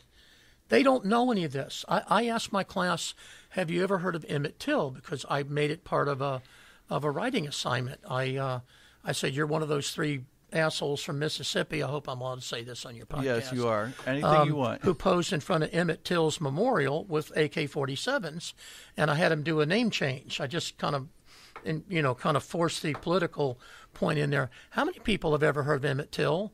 And out of 24, 8 black students, 1 black student, 2 white students raised their hand. And I said, really? Wow. He said, and 1 white student says, well, I heard it in your class this morning. So, and the other 2 did know. Wow. But 2 people out of 24 knew that. And I don't know. I'm not an expert on black history, but I know Emmett Till, Martin Luther King. I know about the Birmingham and the Selma. I mean, they're just some basic things that you ought to know. But they're not taught that in high school. They're just preparing for the FCAT. They don't know crap about history. Well, that's sad. I had 16 people not know Lincoln was the president during the Civil War. 16. 4 of them chose Ronald Reagan. Now, he was in it, but he wasn't president. But, I mean, are you serious? So can we, and it's ignorance. It's not, they could learn it if someone told them, but how are they supposed to know this? All right, so let me ask you guys this real quick. Back in our day, we had movies like Blazing Saddles. We had TV shows like the Archie Bunker. We had the Jeffersons. We had shows like that that I don't think today could air. But the reason why those shows were so popular is because, again, they showed the absurdity of racism and how ridiculous racists were. And yet I think that, a movie like Blazing Saddles, people would be so offended and outraged, they would demand that, that theaters not show it. And it's like you're missing the whole point of why these things were done. So what do you think? I mean, I'll be honest with you, Kurt. This is not a topic that I've spent a lot of time thinking about because I don't think it's a huge problem. There are many shows on the air right now. I don't know if you've seen Blackish. I have. It's really pretty much all about a lot of these misconceptions, right? Things of this nature. I mean, maybe it doesn't have the same tone as a Norman Lear comedy would, which was in your face, right? But with all the different content outlets that there are, I mean, I have to think that all these different kinds of opinions are being expressed. I just don't. I'm not as worked up about this issue of political correctness, and I'm just not. I don't. Well, I think again, I don't know if it's because of your positioning or whatever. And again, I'm not worked up. I just want to bring it up to the forefront because I know people who are worked up about it. I know people who are, victims of this political correctness that feel like they are beginning to be marginalized. White men. I'm obviously not one of them because I am gay. I am part of a minority, and I don't feel marginalized in any way. And I don't ever play a victim anyway, so I would never allow myself to be marginalized. I wouldn't care if someone didn't like my opinion or not. If I want to give it, I'm going to give it. So I'm not one of those people. Yet, yeah, there are white men out there who very much feel that way. And these are good people. These are not people who you think are, that just some are of them so are good staunch. people. Yeah, well, no, the people. Remember how Trump said it. They're murderers, they're rapists, and some of them are nice people. Yes. But some of them are really. These are friends of mine. These are people who I know people personally. Right. And so they're not like so staunch in their belief systems that like they are gay friendly. They are, they have gay friends, they have black friends, and I'm not talking about one of each. I'm talking about these are people who integrate themselves into everyone's, society, and they're part of it, and they have no issues with any of it. They just feel like they're not allowed to say anything anymore. Yeah, I hate to keep bringing up Bill Maher, but he did he did a skit on this too about white people who he showed a couple of tweets from some fairly famous people. Well, oh, I wish I wasn't born white. They literally have gotten to the point where they hate the fact that they're white. They're everything they've ever done. They're just a piece of crap. They're absolutely worthless because they're white. That's going a little bit too far. You know, the way someone should look at, I think, is I'm glad I'm white. I have a privilege being white. I just wish everyone had the same privilege that I had. I wish everybody got treated with the same respect and the same opportunities that I've had because I'm white. But you don't have to hate yourself for being white. No. What you need to do is hopefully do whatever you can so that everybody else can have the same privileges that you have. And I would just say, given the stark history of racism in our country, and also of anti-feminist type beliefs, anti-women beliefs, white men need to just listen and say, you know what, if we're in a phase where there's a little bit of a correction going on, it's time. You know, and maybe I need to be a little indulgent of this because, you know, there's a history that we none of us should be proud of. And I think you're right, and I think those are words of wisdom, because I think one of the things that we, you know, as white men, we tend to go, well, get over it. It's like, okay, yes, we did something wrong, get over it. But it's just like, I wasn't suggesting that at all. No, but, and I didn't think you were. And I think we're kind of on the same page here. We are. But you know, there's so many things that I take for granted that probably you do too. We all do, that we have that we don't have to worry about, that black people and women do have to worry about, and we do need to listen. But the best way to help is by listening and making some changes, not necessarily self-flagellation. I don't know that that's going to be the way to do it. I agree. And I will say this, too. We probably have the highest amount of privilege that you can possibly have. But we all also need to realize that just being born in this country, we have a privilege that the rest of the world doesn't have. So everybody has a certain level of privilege. Like, where do we take that to the point where we go, okay, you know, I just have first world privilege, but you have first world white male privilege? You know, like, are we going to dissect it as to who we should? You know, even the traffic crossings, that little figure, it's white. Okay, I mean, how much more privilege do you want? Sorry, that was Tom. I shouldn't have been asked for a serious conversation. No. Sorry. I'm glad we have you. Tom is just shaking his head. I think you need to have African Americans and women's here. Okay, so Tom's view is that we need the minority groups to weigh in on the whole rainbow flag thing. Yours is that it's not necessary. Mine is it's not necessary. And I think in the long run, and again, not saying I'm right or you're right or Tom's right. You know what? I haven't thought about it enough, but I just don't even. You know, at one time I thought, well, maybe all these rainbow colors, are they supposed to designate? No, any particular again, group? it was just supposed to designate inclusivity I've only for thought everybody. about 5 minutes on this, and that's never a good. I think that when we start, pushing our own agenda so much that we start alienating allies or people who could be allies, when we start trying to say, look how we're special because we're going to have a brown, we're going to have a black, part of the rainbow, and then white people are going to go, well, we want our white, it's like, oh, well, you can't have it. We want a white student union. Exactly. So I think there is this backlash a little bit, whether it should be or shouldn't be, that you alienate people who could be allies by going the wrong route. I think that, again, just from people I've spoken to who are black, who are Hispanic, and there are times when they're marginalized. There's times where they can't get into gay clubs because of racism within the gay community. But again, that's not everywhere. You go to somewhere like Parliament House and you see every type of person there, But we're also in a community, like we spoke about earlier, that's very, gay friendly, and not just that, we're very diverse. We have, I can't even tell you how many, minority groups I've dated. So it's not, it's not everywhere, even in Florida, for sure. Right. We're very lucky to be here in Orlando. All right. Well, let's move on to our next topic, which is log cabin Republicans. Tom, would you like to start? What are your thoughts on it, especially now? Not just log cabin Republicans in general, but the ones who've stuck around, who now with the log cabin Republicans backing Trump. We know that the president and a few other people from the log cabin Republicans resigned because they don't agree with backing Trump.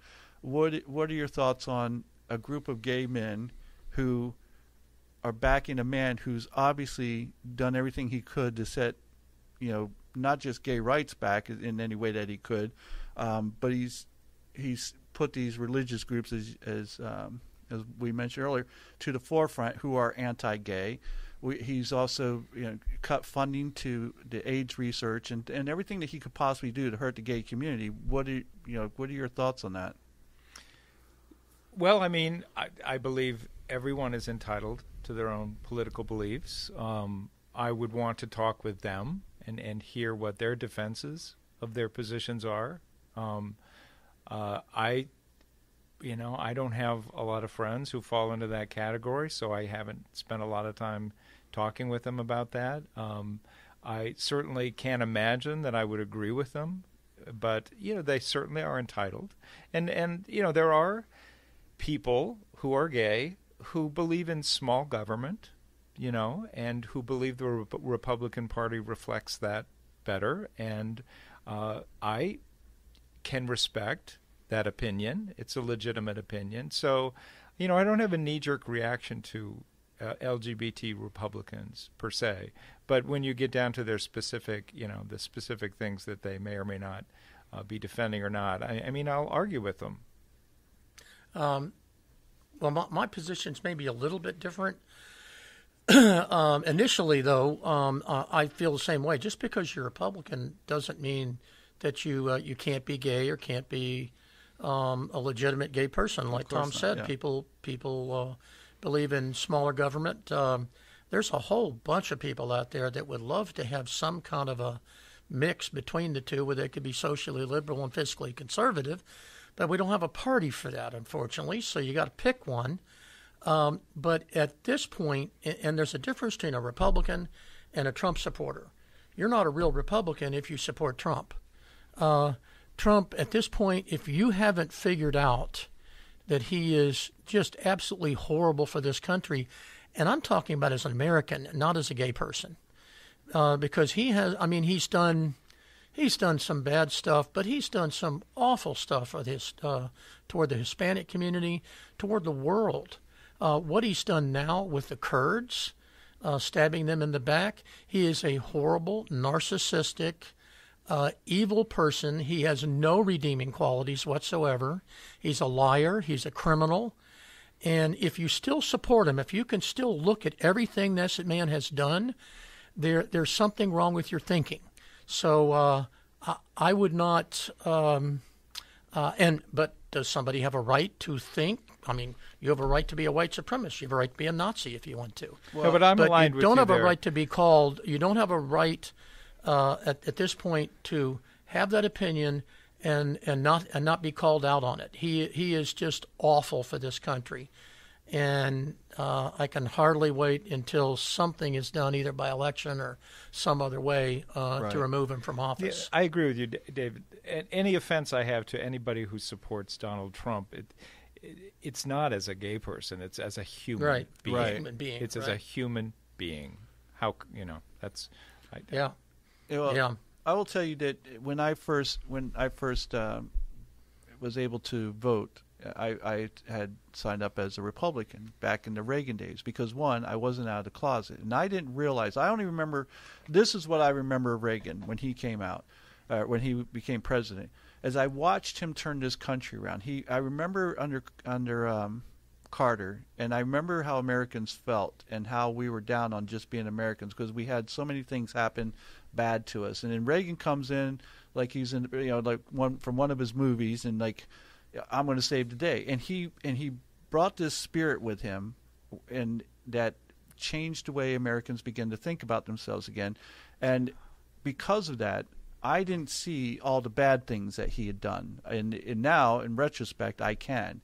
But back then, I'm a young kid, and I'm like 19, 20 years old, and I see the good that he brought in, that he did. But again, that's the case with most. There are good things and bad things, and to see everything bad, there's only one person where pretty much everything is bad, and that is Trump. But there were some good things about Reagan, but there were certainly some, particularly for gay people, with Reagan.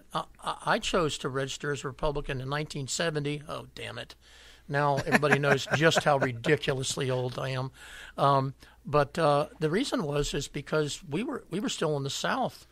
Everybody's seen Forrest Gump. All those were Democrats. The governors that blocked the Republican Party. The '64 Civil Rights Act was passed by Republicans and Northern Democrats. The racist party in Florida were the Democrats. Right, back then, yeah. And I just didn't change it for a while. I started voting for Democrats, though, within 10 years. I think the only Republican I voted for was Jerry Ford, and it's just because I thought he was a decent guy and had more experience. I didn't have anything against Jimmy Carter. I think he's probably one of the greatest human beings. Exactly. Maybe not the most effective president, but this thing, people can have different opinions, and I don't have any problem with Republicans per se. There's a long list of Republicans that have condemned Trump, from Romney to John Kasich to a whole bunch of people that are. Well, I think that's the one issue I have with Republicans right now, or gay Republicans in particular, is that, I can understand wanting small government. I can understand being fiscally responsible, because I think all of us would agree that that's a great thing. Socially, the social ideology is lacking, to say the least. To me, though, I don't think that and again, this is my own personal opinion, I do not think that there is one issue that's more important than us being treated like first-class citizens. And to me, the Republican Party doesn't want that. That they've shown that time and time again by even denying the log-cabin Republicans to their convention. It's like, how many times do you have to be slapped in the face before you go, okay, I'm done with this, And so that's the issue I have with them. I think they did have the plank in the platform. I think they had something in there. Well, in the platform, LGBTQ, and they were able to act. He mouthed the words. I'm sure they were on a teleprompter. But they allowed them to serve them dinner. Is that what they did? Well, but the trans thing in the military was probably the most straightforward anti LGBTQ thing that Trump has done. But he's been an equal opportunity offender. I mean, as Tom said, I'm pissed off as a human being, as an American, and how embarrassed I am that this guy is our president. He is an embarrassment and has been from the day he took office. So if you guys know anyone or anybody who's listening to this who knows a log cabin Republican in the Central Florida area, I would love to have them on the podcast to do exactly what Tom was talking about, to find out what you're thinking and why you have that viewpoint. Not to rip into you or anything. I mean, I'll challenge you on your, like both Tom and you and Dave both said, I'll challenge you on your viewpoints, but it's not to rip you apart.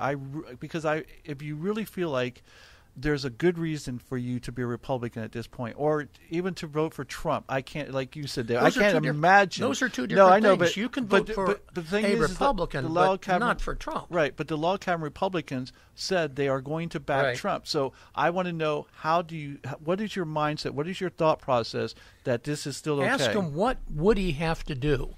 Would he really have to shoot someone in the face on Fifth Avenue? Or would that not be enough? Well, and that's what. So I put a challenge out there to any log cabin Republicans who want to have a civil discussion. I would love to have you on the show, hopefully before the election. I would love that. So we'll put that out there. All right, so let's move on to the next topic. Tom, you had mentioned this earlier about the shooting at Pulse back in 2016. And it was just recently revealed that two of the victims who survived have come out as straight and are sort of doing this religious tour. Were they previously gay? And Yeah, then, oh yeah. Okay. Very gay. I mean, like 'Cause not even a question. There were of it. straight people obviously killed Yeah, at no, Pulse, these but were you mean, I'm these sorry. were gay guys who say they found God and now they're straight, which buys into that whole conversion therapy nonsense. And they were actually doing. They were here in Central Florida when it was being voted on about the conversion therapy. What do again? Any thoughts on that?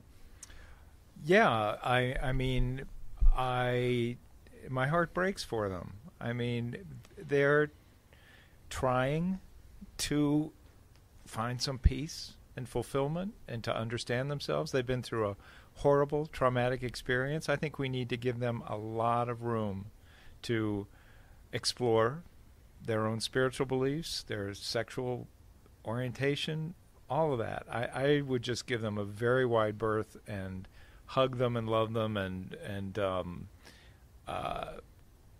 wish them a good journey. I mean, I just don't have. I don't. I wouldn't step in and try and prevent them from exploring all these things in whatever way is working for them. I hope they're not under the influence of somebody, but these are adults, and they certainly have access to resources if what they're thinking right now isn't working for them. So I just more power to you. Not to sound like Trump, but that's a perfect answer. He's such a good but person. I almost didn't want to say perfect answer because he said it was a perfect call. So but I meant it not in a Trumpian way. But that is a great answer, Tom. It is a great answer. I will say this though. I don't find fault with gay people who feel slighted by them either, who feel anger towards them, because it is perpetuating that whole thought process to people who don't understand that conversion therapy doesn't work, and that it isn't a matter of, one day I'm straight, one day I'm gay, that we can make a choice. And it perpetuates that same tired argument to people who don't know. And it does, I think, hurt us on some level, at least within the straight community, of people who still believe that it's a choice, where people can, preachers can be at their pulpit and see the power of God, and that they can change if they want to. And so it does, I believe, hurt us. It can harm us at some point, where it continues to put that whole ideology out there that somehow this is a choice for us.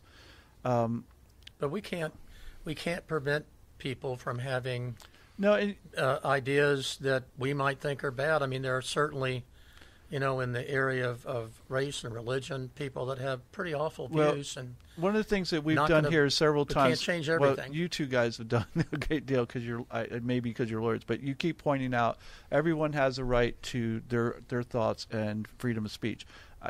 I will never challenge that. You're absolutely right. These gentlemen have the right to do whatever they want, but as you mentioned earlier, Tom, that we have the right to call them out on it. Now, I agree. I think that they do need love, and I think that we know that this isn't. I hope what doesn't happen is that a year or two down the road they get found on Grindr or something, and then they get roasted. Because that would be just more harm to them, and I don't think it would. We might be able to sit there and go, "Ha ha, we caught you," but that's not necessarily a good thing. If it turns out that they're hypocrites, then excuse me, then we have every right to call attention to that as well. Well, and again, I don't want to sound like Trump, but there are people out there. Some say that they're doing it for the money, and that they've been, that they're being paid to go out and do this. So, well, you know what? See if you can get them on your podcast. That's exactly what I'm doing, and so I'm reaching out. So again, anybody who may know these two gentlemen, I would love, again, because I really want to hear from them, from their mouths, again, what their thought process is and how they really feel and what they're really thinking, and see, who they really are. There's so many examples of things that seem inexplicable. How, for example, Caitlyn Jenner. How do you explain the fact that she chooses to be a woman and yet she's opposed to a woman's right to choose? Yeah, that's a fascinating human being. Isn't it? Yes. And she's On a every Republican. level, that is a fascinating human being. It's just mind-blowing, and you cannot... Sometimes you just can't figure out everything, can you? Yeah. I'll Yeah. I'm just going to keep my mouth shut on that Well, one. you know what's interesting about the two guys from Pulse who are now claiming that they've found God and are straight is what makes me sad is they felt the need to reject their sexual orientation because they believed that being gay also equates to promiscuity, superficial relationships. I don't know if drug and alcohol use, but I assume that they just kind of wrap that all up Right. into it. And so the quote-unquote gay lifestyle they perceive as something that is a negative path. And their issue should not be with being gay. It should be with promiscuity Right. and drug use and inability to form meaningful relationships. A whole bunch of straight people have those problems Right. as well. They do, Exactly. they do, and I'm just afraid that ultimately, at the end of their journey, they're going to find that you can't carve your own sexual orientation. You are what you are, but you can choose how to live. Right. You know. And I think, again, maybe the issue I have with them is that I believe they already know that. They know that they didn't choose to be gay, just as much as you and I know that we didn't choose to be gay. Because I remember when I would have done anything. I remember at a point in my life I thought if there was one pill and it cost $1 million, I would find a way to get $1 million to have that pill. And now you couldn't pay me $1 million to take that pill. I mean, but back then, Did you ever think that, Tom? Well, the story I'll tell you is that no, I did not want to be gay, and I thought the only way I'm going to have the kind of life I want to have is if I can have romantic relationships with women, if I can get married, if I can have kids and all that. So I would take my dad's Playboys, and I would lie on the bed and try to will myself to be aroused. I thought, I'm a smart guy. Let's just approach this in a logical way. And over time, and there I'd look at those centerfolds and just couldn't do it. Yeah. And then on the next page there was Sean Connery in a little bathing suit, and I'd be like, well, no problem willing that. I don't think I ever had that. I didn't come out till a little bit later. I was literally in law school at the time, 22, 23, and I just thought, well, if that's the way I am, I never had any negative feelings. What I did I had the same experience as Tom, though. I looked out there and I saw pretty much every representative you see is, like you said, the person that was the victim of a crime or the bad guy in a movie, or someone that just fit a stereotype. And I don't want to, if there's anything, I don't want to trash drag queens because it wasn't for them at Stonewall. Right. And they were at the forefront of the gay movement in the very beginning of it. But it just seemed like... You couldn't relate to that. Yeah, I couldn't relate to that. I liked sports. I still do. I'm going to go home and watch some football when we get done here. Or baseball. I don't know, whatever else is on. But I like that. And I can like that. And a lot of people said, oh, well, you're just trying to act straight. No, I'm not. No. That's me. Right. And we're all different. And the fact that I'm gay is not the major. I mean, it's an important part of my life. It's not the only part of my life. God, I've had a relationship for almost 40 years, and we don't have any problem with drugs or alcohol or anything of the sort. You know what? That I think you're lucky, David. It makes me happy that you didn't have the same experience that Kurt and I had, because let me ask you most this. people our age right. really didn't have that level of comfort. Let me ask you this, Dave. Were you raised in a religious household? Yeah. Were you raised in a religious household? No. No? Because I was, and so you and I had the same experience. You were raised in a religious household, but you didn't have that same experience. My mom was very religious. We went to church. I went to church camp in the 7th grade and the 9th grade. I was going to be a minister at one time. But my mom was a real Christian. My mom said, well, I don't judge other people. Jesus said, judge not lest you be judged. I love God, and I think you should treat people the way they'd like to be treated. She didn't bat an eye when I came out to her, but I did it when I was older. If I was a teenager, you never know. But I graduated law school. Right. I was at the top of the class. She wasn't going to go, well, you don't really know how to think for yourself. Yeah, I do. We all can grow, but I mean, I did. I knew enough, and she respected me as a person, and she was. She's been accepting my whole family. They all like Jimmy more than me, and I don't blame them. Jimmy's a good guy. No, he's they're great. They legitimately, and his family. There's maybe some political things, but they've all been very supportive, except for maybe a couple years. His dad had a little bit of a problem, and he's now as big of a supporter as anyone. And we have been lucky, Tom. You're right. It doesn't happen that way, but you know, there are religious people that actually pay attention to what Jesus said. Right. And Jesus didn't say. Jesus said, "Turn the other cheek, not send another tweet." Okay. And thank you. Okay. I actually made that up myself. That's the only joke I haven't stolen, Tom. And Tom knows me better. He stole it. No, I'm sure somebody else may have said it, but right. I didn't hear him say it, so right. I'm taking credit for it anyway. Tom, since you weren't raised in a religious household, what do you think was the contributing factor to you feeling like, in order for you to be happy, that you had to have a wife and and be married and all that? Hey, I just looked around. I mean, right. Really, in the 60s and 70s, being gay was, in our culture, considered the absolute worst thing you could be. Right. If you were a criminal, at least there was redemption, or you were, but you were still straight. Being gay was,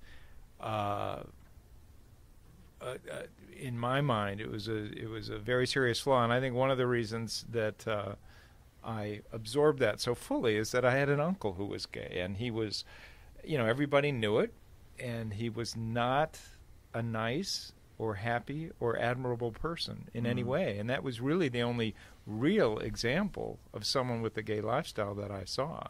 Tom, did you ever want kids? Was there ever a time when you wanted to?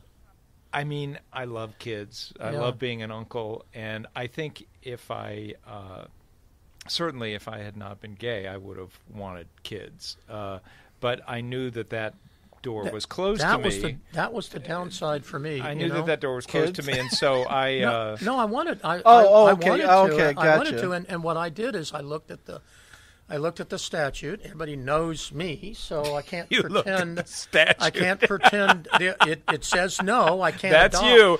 No, but it's right there in black and white. So and everybody knows that I'm gay, so I can't go in there and lie on the affidavit to adopt, or the petition to adopt someone. But what I did is I signed up to Big Brothers, and I had a kid from the time he's 9 years old. He is now 43. He's been part of my family ever since. Jimmy and I took his family to Niagara Falls and Toronto this summer. I've had 7 exchange students, and they're my kids. And so I created my artificial family. Okay, if you won't let me do it, I'll have my own family. And I've had 4 Germans, 3 Russians. And I don't know if one of them is working on the next election right now, but I'll call him this afternoon and find out. We make jokes all the time. But, one of them did work for a bank in Cyprus and Deutsche Bank.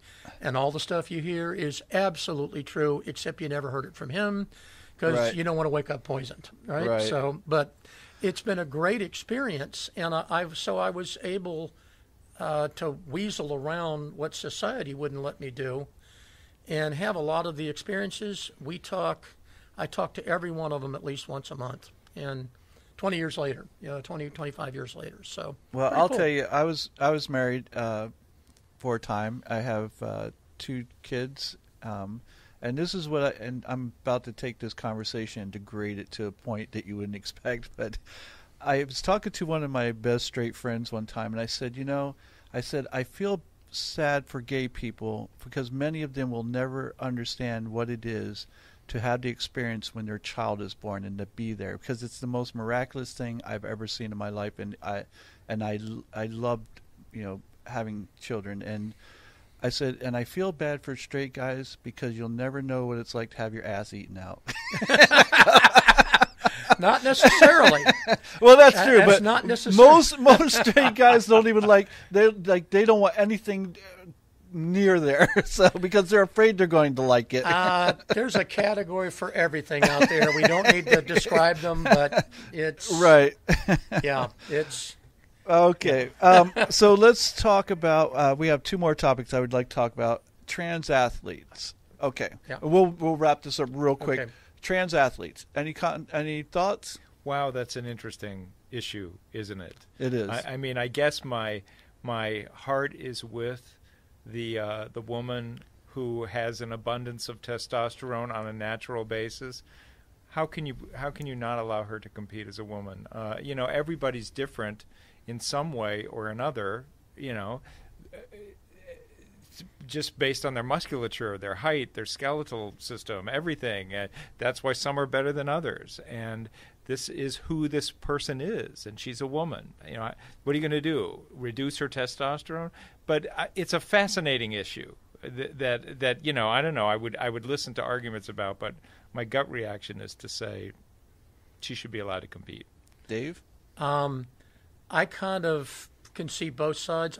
I would never ever call Martina Navratilova transphobic. She has real experience with this, with a former coach of hers, Renee Richards, who transitioned from a man to a woman and rose to number 4 in the tennis rankings at one time. There's no chance in hell that as a man he would have risen to that level. And I can understand why women would complain about that. But on the other hand, if someone, I think there's a fighter in MMA or UFC, and to see a man just beat the crap out of a woman in that situation, and that's why the guy's winning. I mean, the woman is winning. Right. So it's a real argument. Oh, I'm not familiar with that. Yeah, there awful. is. In a sport like the UFC and MMA, or wrestling, it's not just a tennis match. I mean, and someone can get seriously hurt. And this guy, I mean, until he reaches the top echelon, which he has because he's been beaten. But the only reason he's been beaten is because those females take testosterone. I mean, they're taking steroids, and that's the only reason. So, but until he got to that point, he was just pummeling these women, or she was pummeling these women. And I always ask this question, and I never ever get any response from the people on the other side.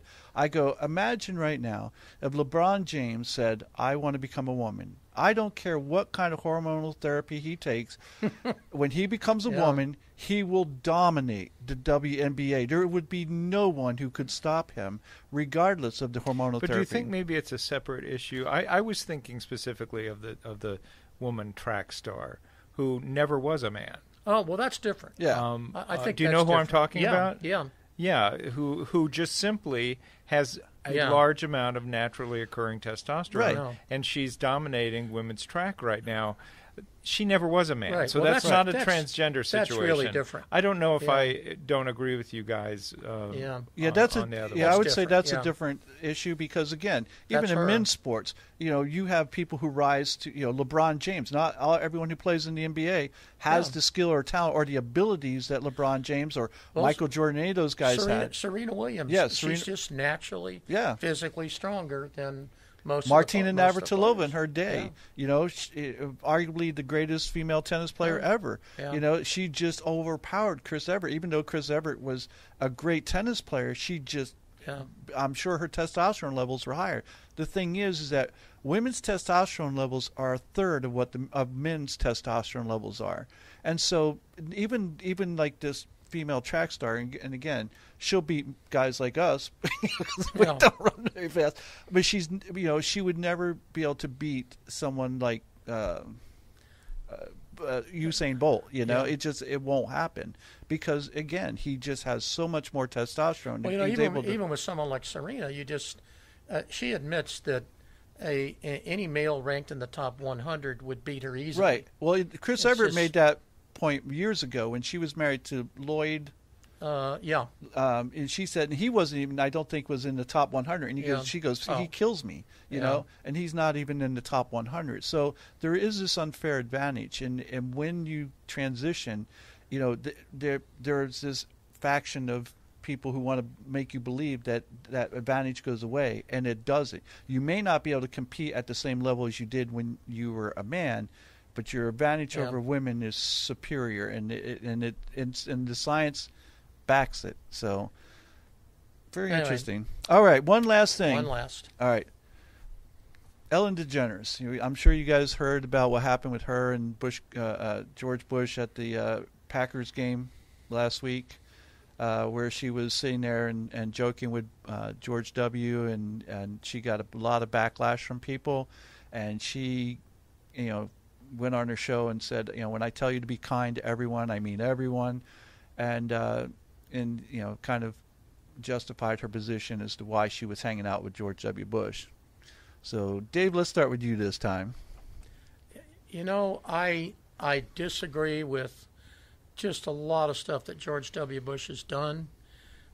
But right now, wouldn't you much rather have him than Donald Trump as president? Yeah, but that's a different issue. But Ellen DeGeneres has a right to do that, and she certainly, as a gay person, can make that choice. I'm not going to condemn her for it. Would you condemn her if someone you loved died in the Iraq War that you know was immoral, illegal, and was done for nothing more than power and greed? And would you feel that way if someone you loved died in that war? God, if you put it that way, yeah, I guess I would feel kind of crappy. But we've had Vietnam was, you could arguably say, a very similar type of situation. Yeah, but you can't justify one wrong because of another wrong. So. I know, and our leaders have made bad decisions for years, and I think it's a tough question. But we desperately need to sit down and talk with each other. Absolutely. We in this tribal environment that we live in now, it's essential that we be able to sit down, talk, laugh.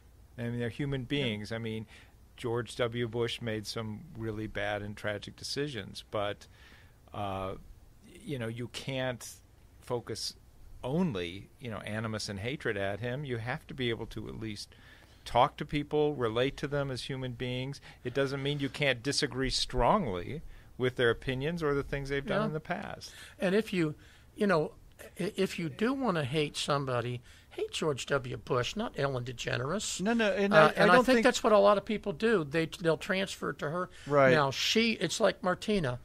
What? She's on the bad list. She's this. We overdo it. Okay, maybe you disagree with Ellen. Ellen shouldn't be. But. No, I don't think anyone should. I don't think anyone should hate on Ellen. Bush, not Ellen. And my personal belief is this: is like and again, we've already established Ellen can do whatever she wants to do. The thing is that there's a difference between being friends with people who have political differences and being friends with somebody who's a war criminal. And the only reason Bush isn't sitting in prison right now is because he was the president of the United States and not the president of some little third world country. Because if he had been, he would be sitting in prison along with Cheney. And I know, and I'm not saying I disagree with you, but there are a lot of people that do disagree with you. And they do. Yeah, except that I don't think they would disagree with me if someone. Again, I think especially when they're Iraqi lives, and we go, well, they're not Americans, but we had Americans and Iraqis who were innocent civilians, and just thousands upon thousands upon thousands of people who were killed because of this illegal war. And I think that, and I think the fact that George Bush never apologized or even admitted that what he did was wrong or ever apologized for it is why people have such an outrage about it. And again, it's not that that people should hate on Ellen. I don't think Ellen should have excused her behavior. She should have recognized, yes, I didn't think about this, that about the war. I just thought, we have political differences and things of that nature, and just owned up to it rather than make an excuse for it. Well, should we condemn Obama and Absolutely. Michelle Obama and Bill Clinton for Absolutely sitting next to him at the funeral of no. of John But I McCain will and- say this: Obama should be don't held know. accountable for the act. I mean, again, I have issues with Obama just because of how he treats Snowden and Chelsea, and I think it's abhorrent the behavior that he's exhibited towards them, and other there's other things. But God, as well. But again, there's a ton of stuff Right. that you can disagree with people about. but again, that wasn't an illegal war that was started. That were hundreds of thousands of people died because of one man's greed and one man's decision. As you said, a horrible decision. I'm glad you didn't say mistake, because it wasn't a mistake. As you said, it was his decision. So All right. interesting. I love this. Guys, thank you so much. This was wonderful. I would love to have you back again sometime, if you can tolerate me. And we'll talk about some other interesting topics as well, because I'm sure as time goes on, more and more will come to the forefront that that we'll have thoughts and opinions on that you might want to get out there. So, All right, thank well, you. best of luck with your podcast. Thank you, guys. Thanks, Kurt. All right, take care. Thank you. And to my listeners, thanks for joining us, and we'll be back very soon. The Powers Project. Project.